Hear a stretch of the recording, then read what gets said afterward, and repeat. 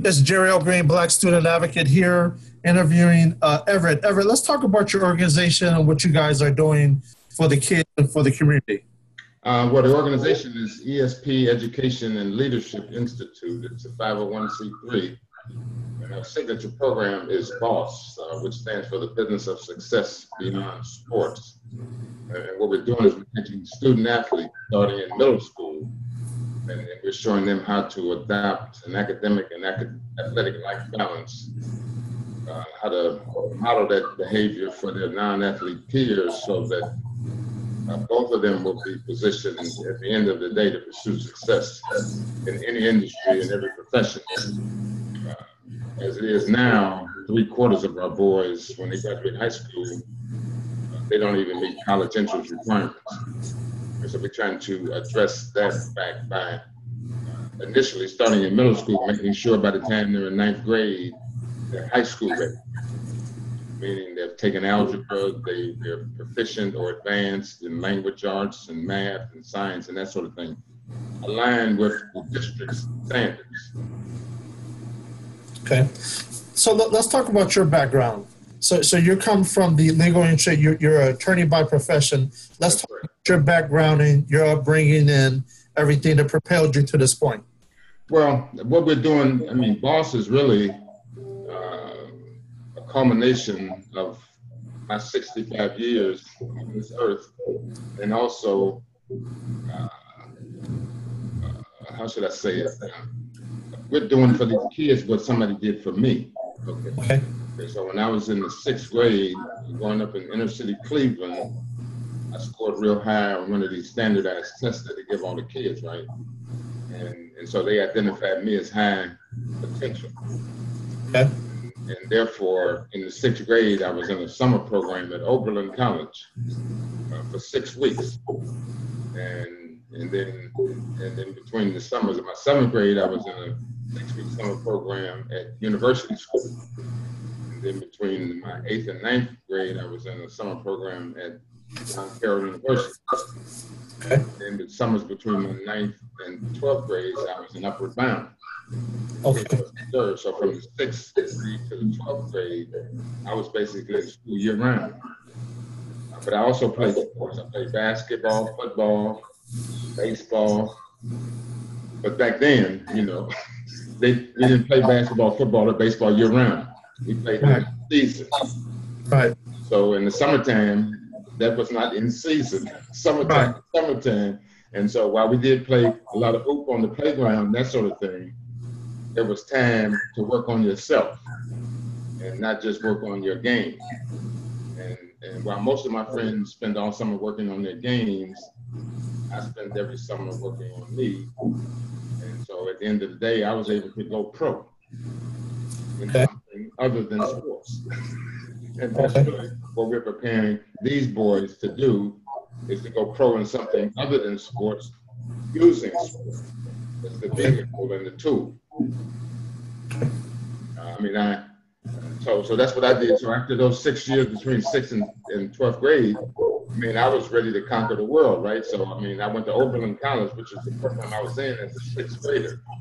That was the only college I applied to as a senior in high school, Oberlin, because I had met students there when I was in the 6th grade that I was still in contact with, guys like Avery Brooks, who's an amazing actor, who's done Spencer for Hire and Hawk, and done Paul Robeson all over the world, a one-man show. I met these guys when I was in the 6th grade, and I thought if I went to Oberlin, I would turn out to be like them. I didn't want to be like Mike. I want to be like Avery, right? Earl Singleton and like Charlie Blair.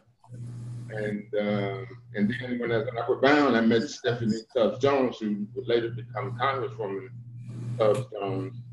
That was unfortunately the result of a brain aneurysm. But Case Western Reserve was the only law school I applied to, because I met her when I was in high school, and she was a student at Case Western Reserve Law School.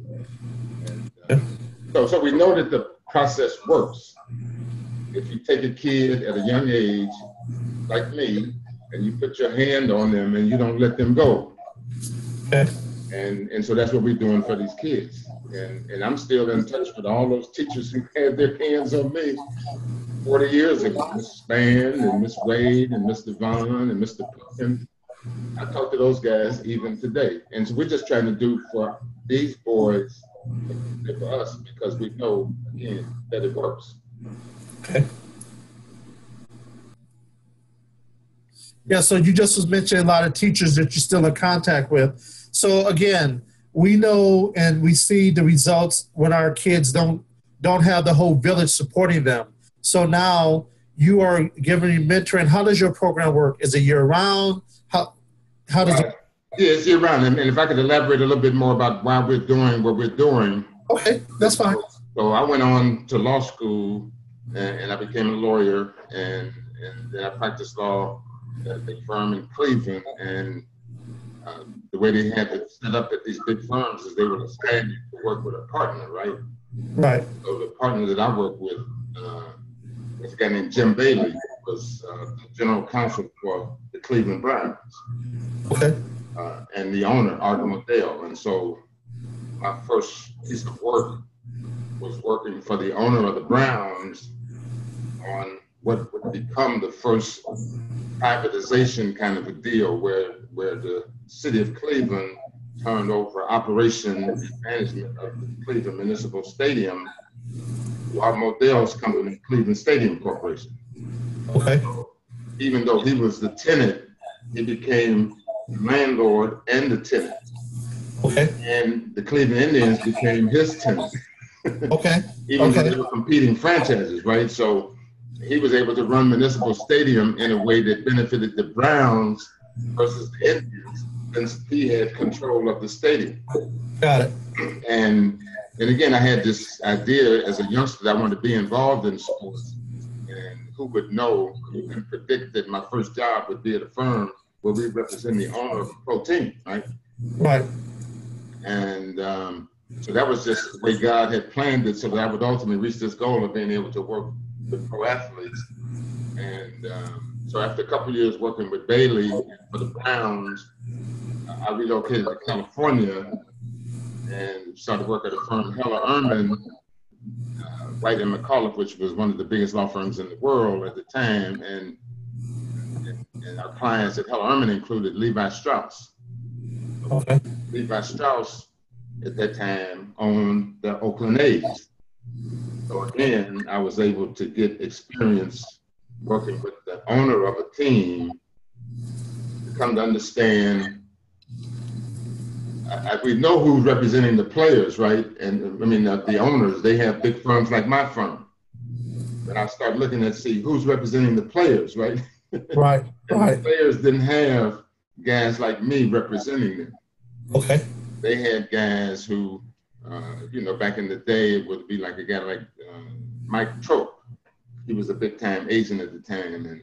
And all I know Mike Trope had was a pocket full of money. Okay. To go out and recruit these black boys and, give them money and start, it's almost like a drug dealer. And I looked at Lee Steinberg and I looked at IMG and Mark McCormick and all them guys. And I said, okay, well, they don't have my legal background and I'm from the hood. Right, right. So you combine those two, I'll be unstoppable. And so what I had to do, I said, okay, well, I got to find a client, right? Because I had put a lot of time in to learn all of the rules because that's how I learned as a lawyer to do my due diligence, right? So before I even approached the client, I've become an expert on the collective bargaining agreement and all the rules around it. And once I did that, I picked up the phone and I tried to connect with a guy named Clark Kellogg. Okay. And at the time, he was, they were projecting him to be the next Magic Johnson. Okay. I just saw a video on him last night that when he was coming out of high school, they actually, or coming out of Ohio State, they called him the first LeBron James. Right, right. I saw the video, right.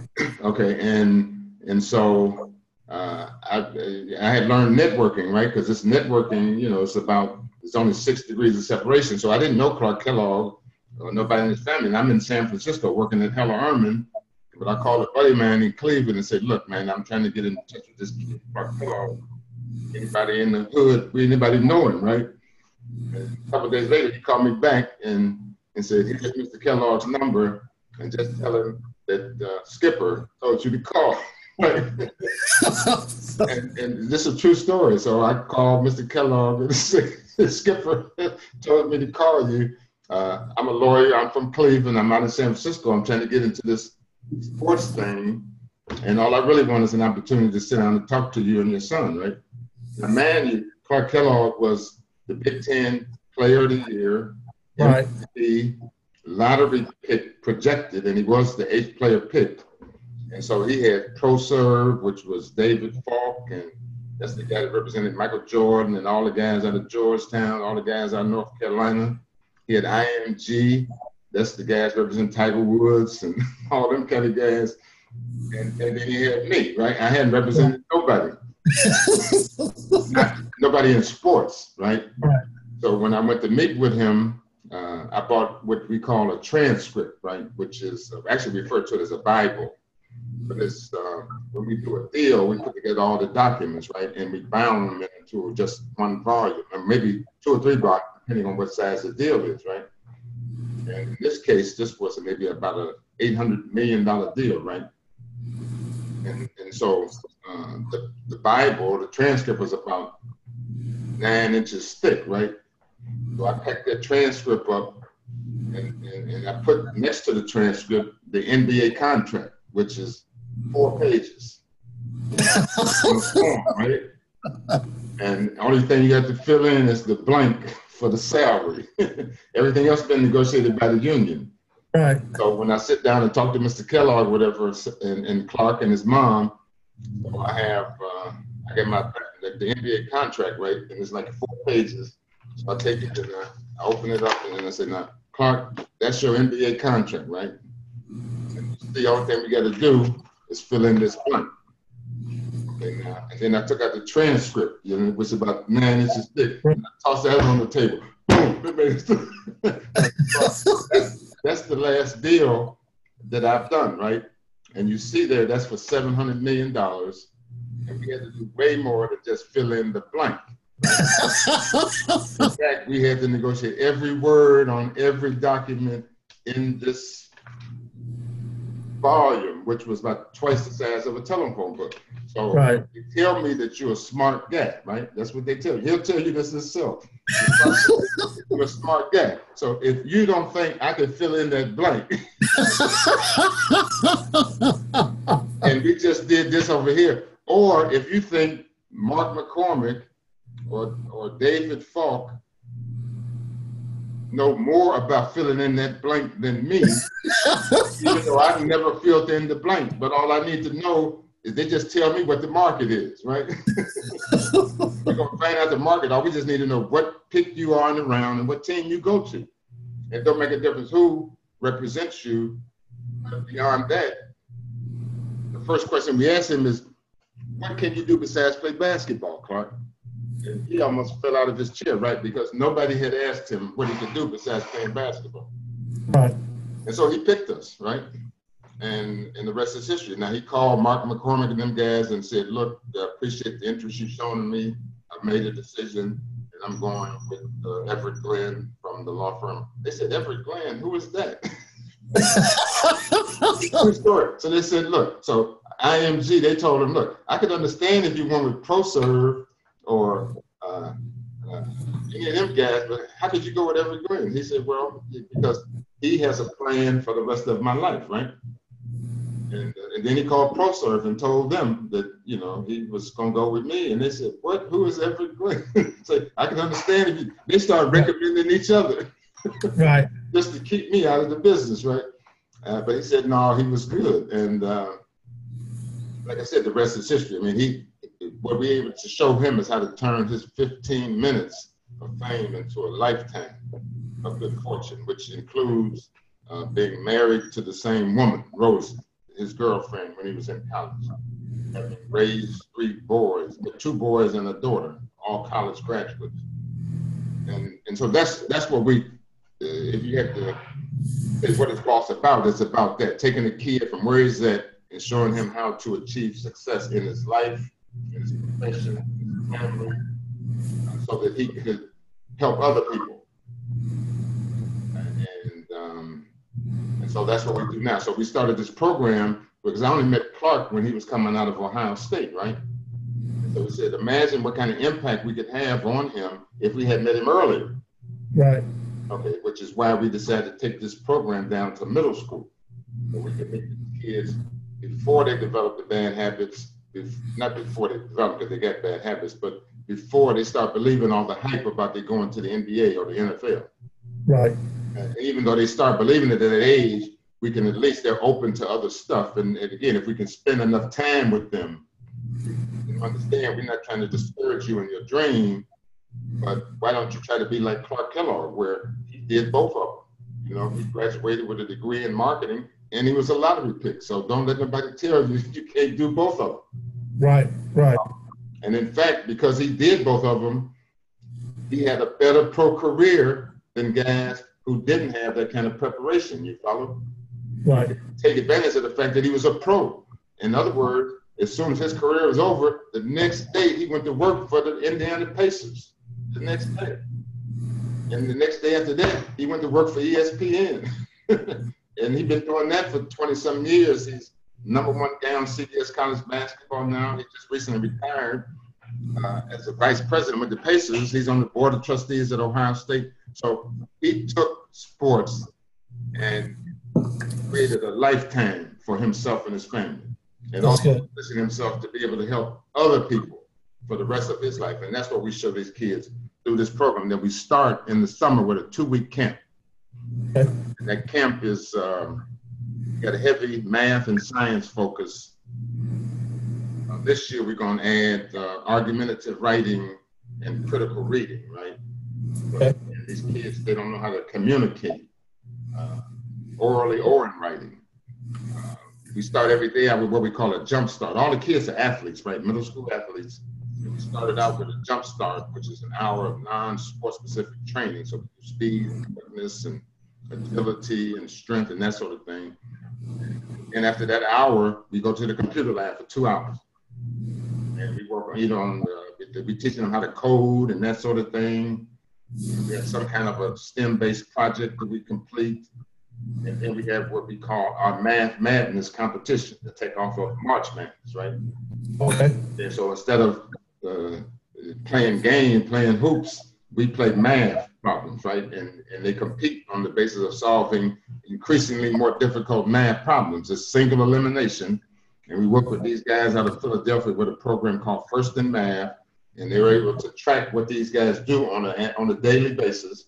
We eliminate them daily, just like you get eliminated. There you go. There you go. In basketball. And right. At the end of the 2 weeks, we pair the kids up in twos, you know, and they represent schools, whatever school they want to represent.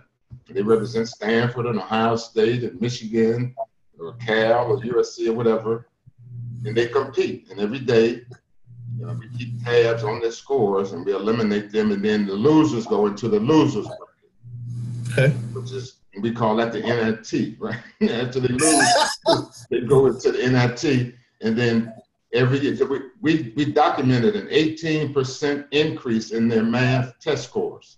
That's good. That's as a result of spending 2 hours every day solving math problems. And then we have an all-tournament team and an MVP and all the same sort of things that we do around March Madness, but ours is based on solving math problems. And then after that, we have subject matter experts who are, you know, business, sports industry professionals in our network come to talk to them about, and we don't talk to them, they engage them in conversations. So okay. That if you tell them, they forget. If you teach them, they might remember. But if you involve them, they learn, right? Right. Everything we do is involving them. We don't tell them, we engage them in conversations, and we show them, and they figure this stuff out themselves. And so we talk about everything from powers and dangers of social media to decision science to transforming beliefs to brand and reputation, nutrition, financial literacy, how to deal with constructive criticism, and we work on their non-cognitive skills, right? The hard work and the persistence and that kind of stuff. So that because they're not getting that in school, right? then at every lunchtime, we have a keynote speaker, and we've had guys like, legendary Agent Lee Steinberg, we had guys from the Rams, and just all kind of folk come and talk to them about their story, like how they achieved their success, what they went through, and the obstacles they had to overcome. And then afternoons are more, we do leadership and team building exercises and that sort of thing. There's some more subject matter expert presentations. We have field trips. This past summer, we spent a day at the Port of Long Beach, which is the largest port in North America. And they got a chance to, visit port headquarters and engage in a couple-hour conversation with the executive director and the head of human resources and the head of security and the head of engineering. So they can, it's what these guys do. I mean, because they don't even, all they know is they wear Nikes. They don't know where the Nikes come from, right? Right. I didn't know that they coming on these boats over here. Right. And then we have a whole tour, a boat ride. They provide them lunch, and they tour the whole port, and they get to see all of this stuff, amazing stuff, to come to understand how this trade works, right? We take them to Applied Minds, which is a Willy Wonka chocolate factory for geek lovers. Two Disney Imagineers, Dan Farron. They're doing all this artificial intelligence and drones, and they shut up the whole company for the day, and they just engage our kids for the whole day. Okay. We go to the Aerospace Corporation, AEG, our good friend Kevin McDowell, who's Chief Administrative Officer. He shut down for a day, and he bring his whole management team, and they engage these kids in a conversation, right? About, in fact, Kevin go every year, right? And so he tells almost the same story, but never, it's always entertaining because he got this little bus, like this little Greyhound bus, the little metal one they used to give you when you rode Greyhound. Right. Okay, so he carries us around with him, and he tells the kids a story about when he was young. His mom used to see his grandmother in Texas, right? And so he put him on the bus. So they gave him this Greyhound bus to drive with him, right? So he asked the kids, okay, well, what do you think I wanted to be when I was your age, right? And they look at each other and they say, a bus driver. That's right, because that's what I knew, right? I saw a bus driver, right? Right. So he said, and I got there, I think when I was about 12 or 13, my mom started, she thought I was old enough to fly, right? So instead of putting me on the bus to go see grandma, she put me on a plane. And so, what do you think I wanted to be after that plane ride? They said a pilot. I said, exactly right. So it's just really about what you get exposed to. That's what it's about. And that's right. So that's what we do. These kids have,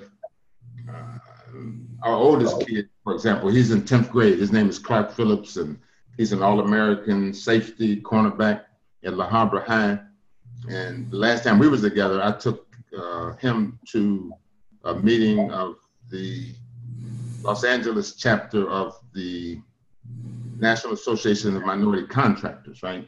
Okay. And that's all the folk, engineers, architects, construction firms, that sort of thing. And he met Steve Ballmer, who's the owner of the Clippers. He met, what is his name? He's the CEO of Kaiser Permanente. He met Herb Wesson, who's head of the city council.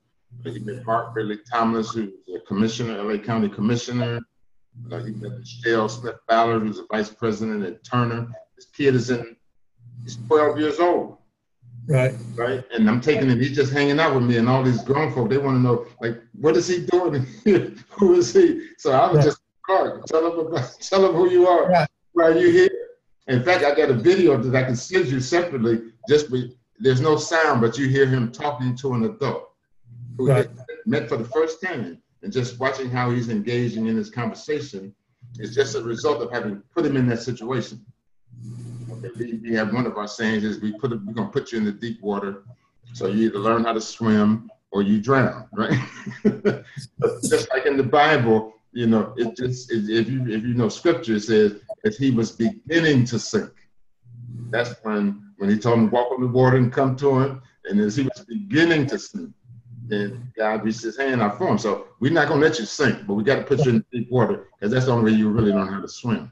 So we just put them in situations and circumstances and show them stuff that they probably won't see, all with a view towards convincing them that, not convincing them, but showing them how to become successful, because people tell them every day, you can do this, you can do that, you can do anything you want to do, and you can become whoever you want to be, but we're not showing them how to do it.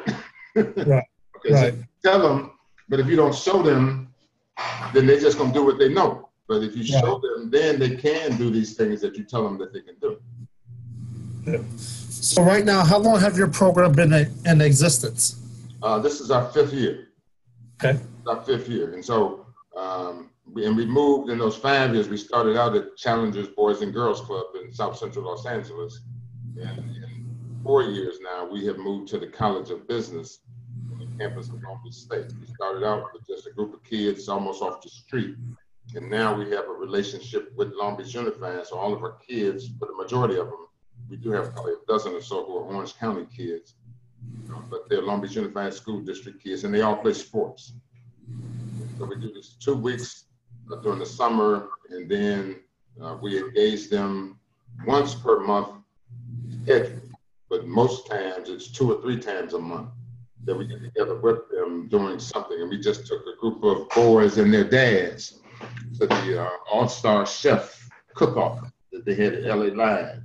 And it was a 4-day deal, and they had different food from different parts of the world. So we went on the night that they had a Mediterranean kind of a deal, right?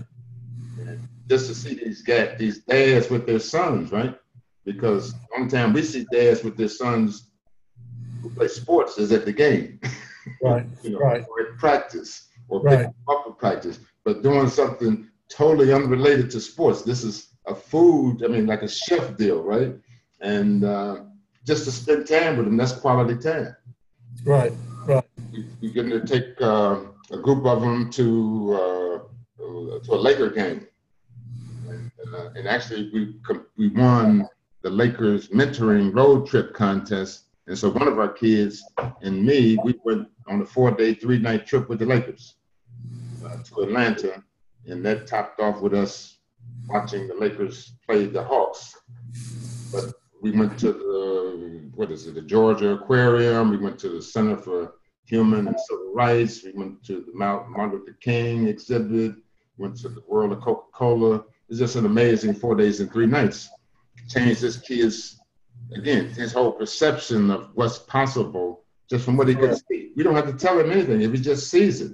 And he can size these people up, just like when Miss Spann told me I could become a lawyer. And the only lawyer I knew was Perry Mason, Right, right. Matlock from television, right? Right, right. So, get your coat and get your stuff. And she put me in her car, and she took me over to Stanley Tolliver's.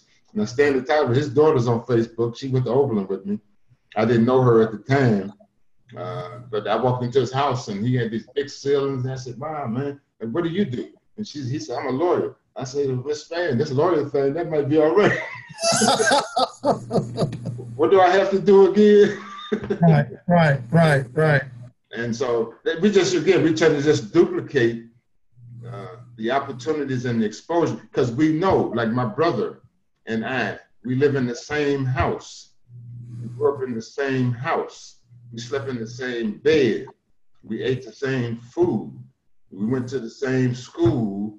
And he turned out to be a factory worker for 40 years, and I'm a lawyer for 40 years.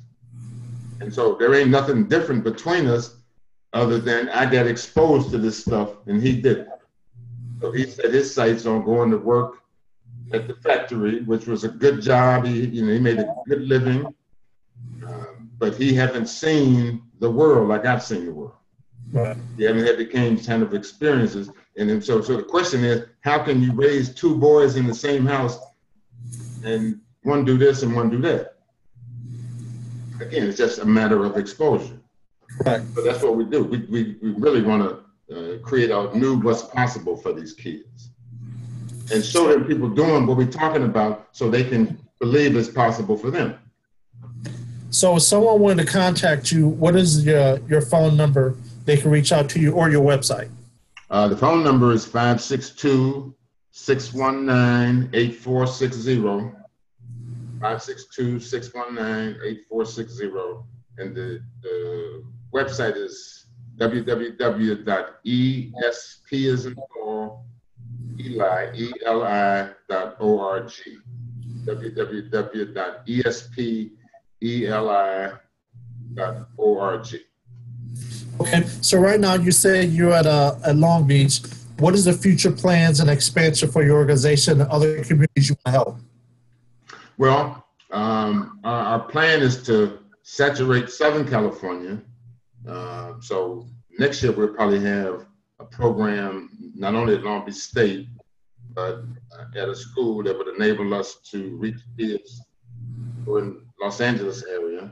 We're going to go to Los Angeles, we're going to Compton, we're going to go to Carson, we're going to go to Inglewood, because the kids, now they will go from Carson to Long Beach State to play a game or for a training session, but we can't get them yet to come from Carson to Long Beach State to work on themselves, okay?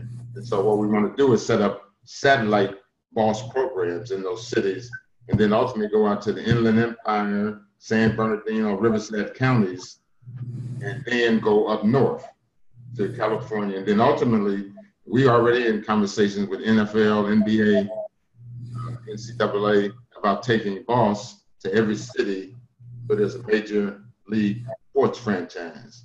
So that would be like our anchor sponsor, so to speak. So that in Cleveland is probably going to be first on our list, since that's where I'm from, Cleveland. Right. We already have a relationship with the Browns, and they've already sponsored some stuff that we've done, even out here in Southern California.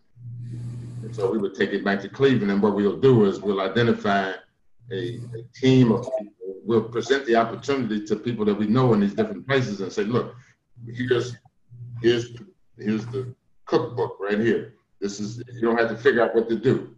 Here's the operating procedure manual. And if you do these things here, then you could start a BOSS chapter in your city.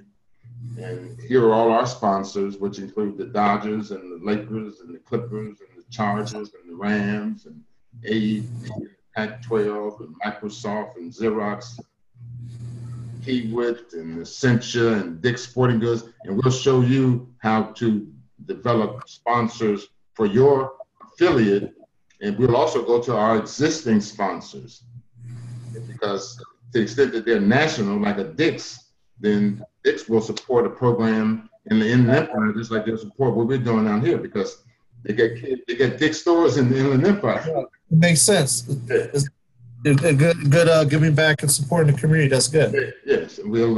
So that's what we wanted to become, a national program.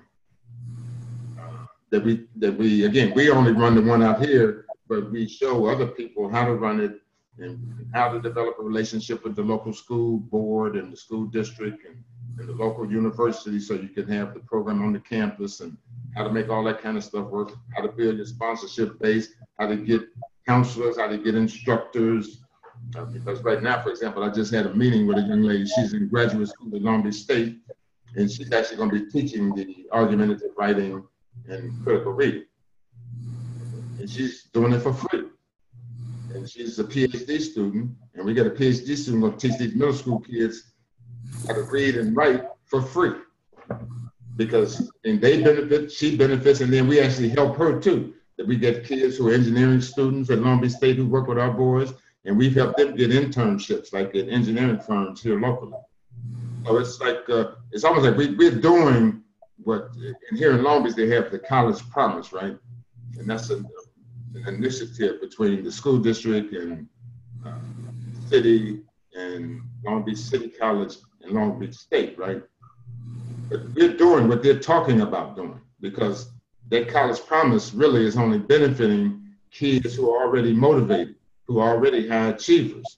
Right. Because even though they get 50% of the kids going to college as a result of this College Promise, they still get 75% of our boys who don't even meet college entrance requirements.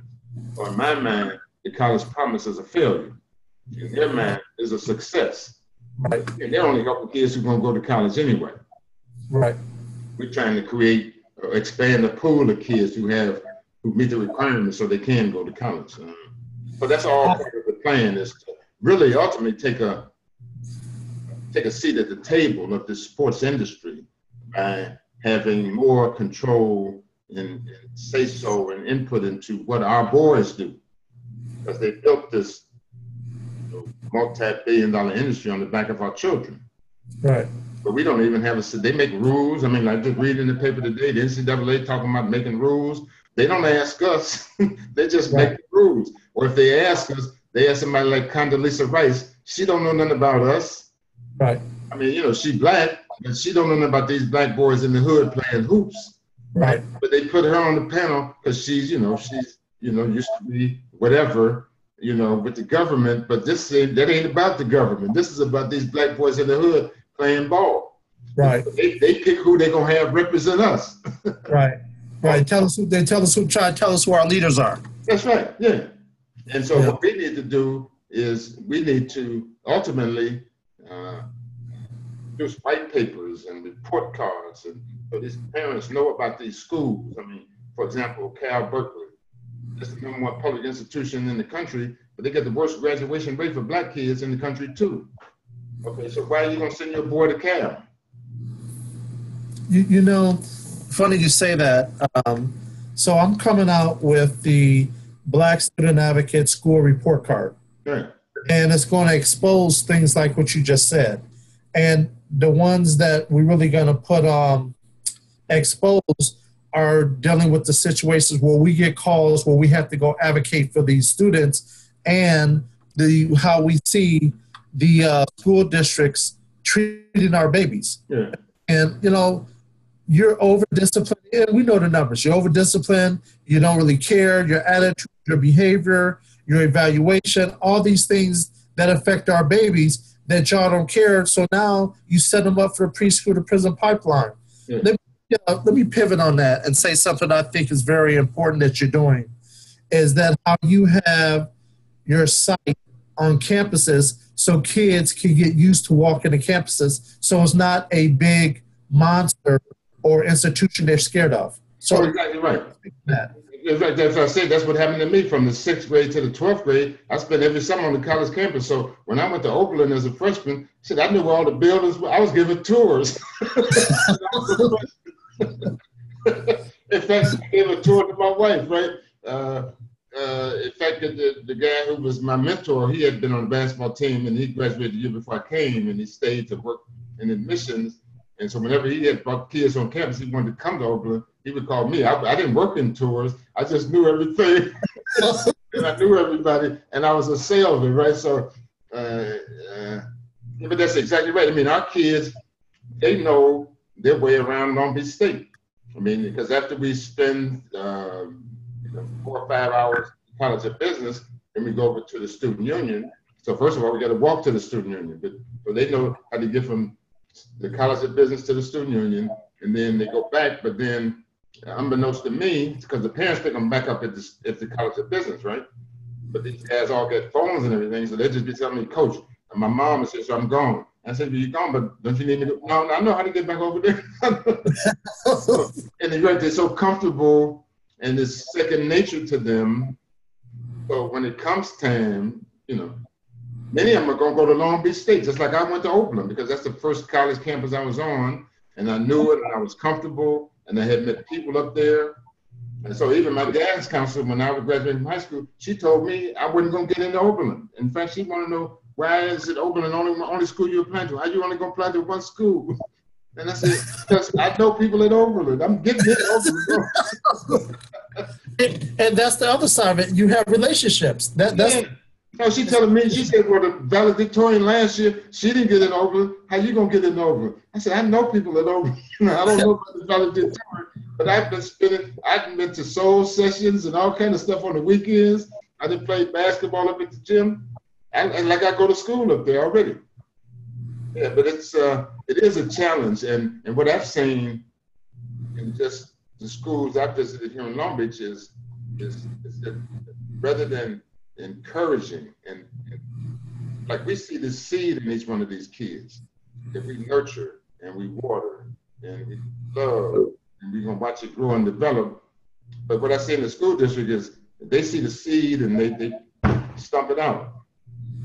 They step on it, and or they just don't do enough to encourage. They're just looking for the ones who are already serious about school, and we can help you, and then we're just gonna manage these other kids and keep them out of your way so you can learn.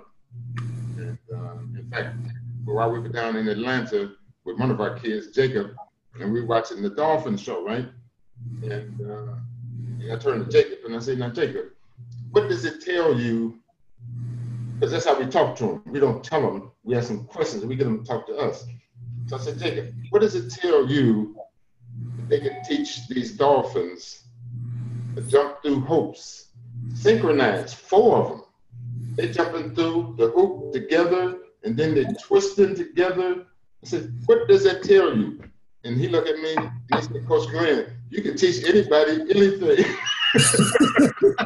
And I said, that's exactly right. And now what did they do? Watch what they do every time that dolphin do what they tell them to do. Watch what they do. And he said, they can give him some tuna. That's right. They're going to reward him every time he does the right thing. He's going to get rewarded. So then doing the right thing become a habit. Okay. So what we're going to do is the same thing. You like a dolphin. If they can teach a dolphin to jump through a hoop, we're going to teach you how to read and write and critically think. And every time you do the right thing, we're going to reward you with some fish. And in fact, I got 2 kids coming over in an hour. Both of them made honor roll, perfect attendance. And so we just asked them, what do you want? So one kid wanted a Nike, I don't even know what they call it. It's like a windbreaker or something. Another kid wants some compression shorts. And then the kid who got the compression shorts, his brother is also in the program, Kai. He made high honors, perfect attendance. And we asked him what he wants. So he wants some Kobe. So we gave him some Snickers, right? So we reward him. And in fact, then the mom, that's why we do this. We do it because people did it for us, right? Right. Then when you get these emails and these texts from these moms, and look, it's so good that Makai and Darius can see somebody else care about them and their success. There you go. There you go. Yeah, that's what the mom is saying. Or when we had Makai, we took him to a Hall of Fame event with Darryl Green and Anthony Munoz and Aeneas Williams, right? And they had about 400 kids there, and they looked for volunteers. They wanted the kids to come up in front and tell the audience, like 400 or 500 people, what they got out of the day's experience, right? And so I said, Makai, you're gonna handle this, right? And he looked at me and said, Coach Glenn, I can't do that. I ain't never talked to nobody. I said, well, what do we say about swimming, right? We're gonna put you in the deep water, but you can do this, right? And so he said, okay. And and I got the video. I can show you the video. And so he came up, and so Anthony Munoz gave him the microphone and said, can you tell the kids what you've learned today? So he said, sure. Now he didn't learn that today, actually. He learned it from us, but he still repeated it. And he said, well, what I learned is only take 3 things to be successful. The first thing you got to do is decide what you want to be successful at.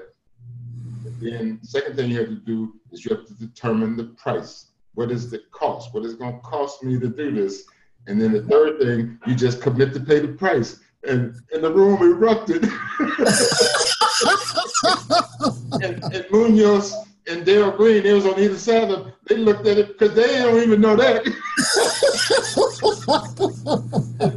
And I took the video of it, right? And I sent it to the kid's mom. And she almost started crying. She said, how you get him to do that? And then afterwards, he told me, he said, Coach, because they call me Coach, right? Because we don't want to call us teachers because they don't listen to teachers, but they listen to the coach, right? Right. I'm Coach Glenn to them. Okay, and he said, Coach, that felt better than making a 3-point shot. I said, that's right, I told you. And all you have to do is just do it, right? And now he's looking for opportunities to talk. To speak. That's good. Okay. Yeah. So it's rewarding, and if it wasn't for my wife, I wouldn't be able to do none of it, right?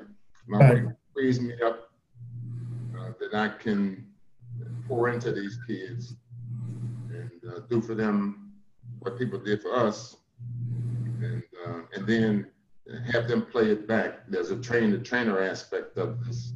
So that, in fact, if you, again, I got video to show you this, the kids is teaching each other, right? Math Right. and all kinds of stuff at the board, and they're asking their friends questions. Okay, well, what is 5 parentheses -2? What does that mean, right? Right. Together like that. Because they can do this, but don't nobody give them credit for being able to do it. But if you put them in the situation and give them the support, they can do it. Right. So, other question. First of all, let's give your phone number, website again. So, when it comes, start to 562-619-8460, 562-619-8460, and the website is www.espeli.org. And if you have any middle school kids in your network who won't have a problem getting to and from Long Beach State for 2 weeks, July 23rd through August 3rd, for a life-changing experience, then reach out. And we probably will be able to make out some kind of travel arrangements depending on how far they live from Long Beach. A group of them maybe just get dropped off at a spot and then brought over to Long Beach State and take it back to that spot. That probably is only going to work for kids maybe like up to Carson, Inglewood. Maybe Inglewood's probably too far, but Carson, Lakewood, and the areas close to Long Beach. Okay. And so is there a maximum number of kids you work with, or 5 to 50 a year? How do your program work with the numbers? Well, no, we're on the college campus. We got plenty of room. Okay. Plenty of room. In fact, this year we're going to go to 2 classes. We're going to run the camp concurrently, where one group of kids will be those who are going back to middle school in the fall, and the other group will be kids who are in high school or going to high school. Most of them will be 8th graders going to 9th grade, but we will have some 10th and 11th graders who have been with us from the beginning. Okay. So as we wrap up, I know your time is valuable. Is there anything else that you want to, say while we're right here on camera? Well, I just thank you for the opportunity to spread the word. And again, if there's coaches, AAU coaches, 7-on-7 coaches, parents, teachers, educators, recreation center, church leaders, if you got some boys who you want to become all that God created them to be, then let us help you. Because together we can do better than any of us could do on our own in terms of impact. It still does take a village. Oh yeah, for sure. Okay. All right, sir. I appreciate your time today. Again, this is Jerry O'Green, the Black Student Advocate.